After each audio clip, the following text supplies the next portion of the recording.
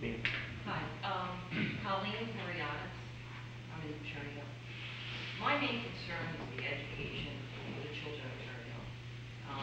I don't see any positives to this for the children of Cherry Hill from the naked eye.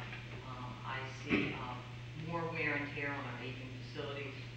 I see a lot of resources needed to bring children up to proficiency, and I see jeopardizing EYP.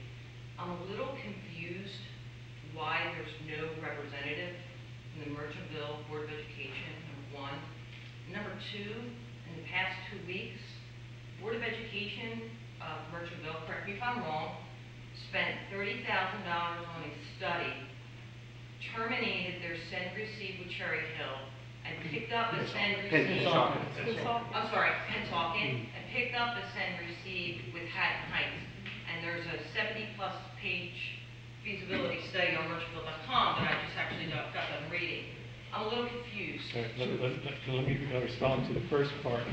Members of the Board of Education were asked to be a member of this commission, and everyone refused to do it. Okay. Secondly, you're slightly wrong in the fact that the sending-receiving relationship is not terminated. Each board, I was at the meeting last Tuesday, each board, and Amy, you were there too, so if I misstate, please correct me, okay?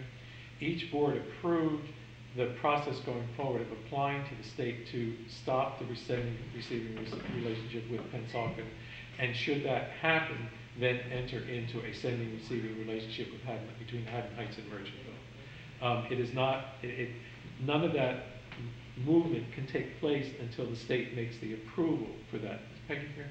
Administrative court judge. And ultimately the Commissioner of Education has the final say in whether it happens or not. Right.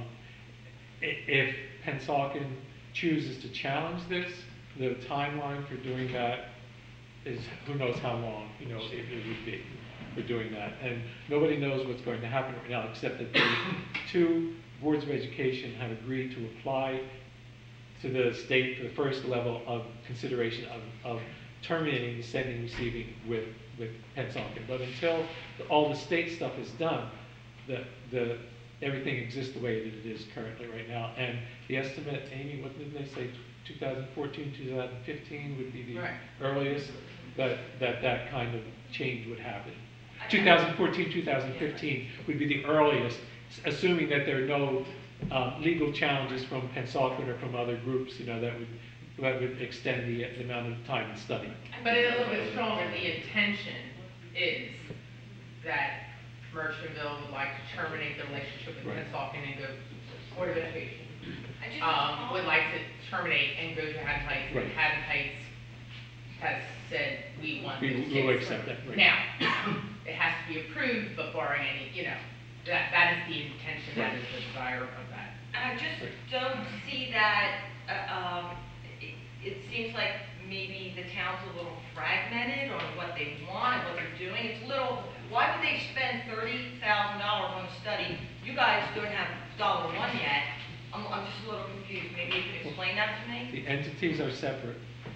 The school board is not responsible to the local government, to the elected government. The elected government does not have to approve or whatever to the schools. So they're two separate entities.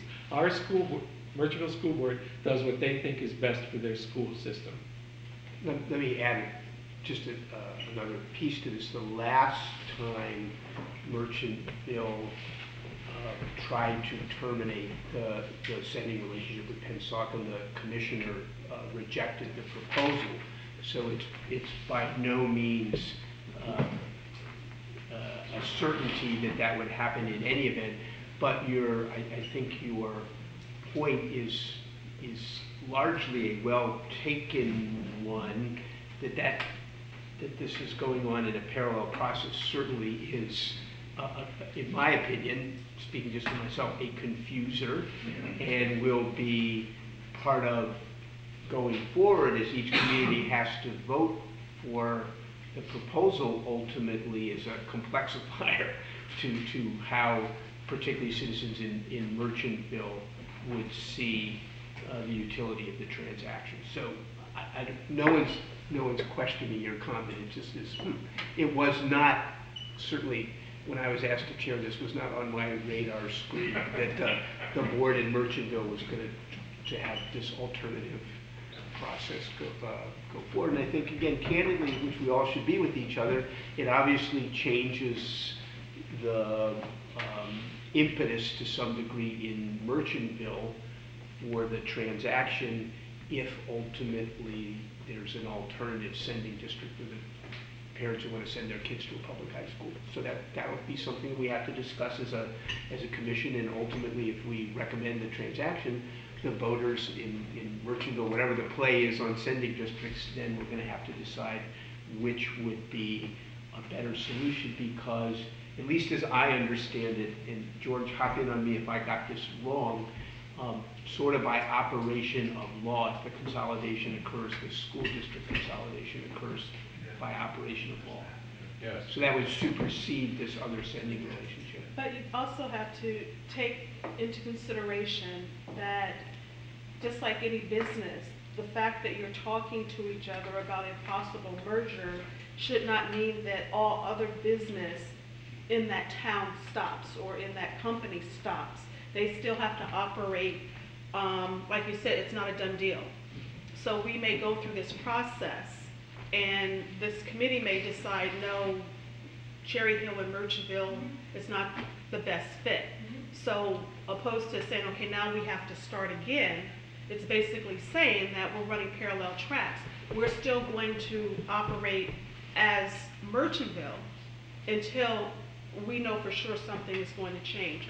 So not saying it's the wrong thing to do, and it may on the face look as if one's not talking to the other, but from an operational standpoint, I think there needs to be some consideration that the town still needs to operate and do what we think is best. And the school board members said to Right. me, we did what we had to do. Right.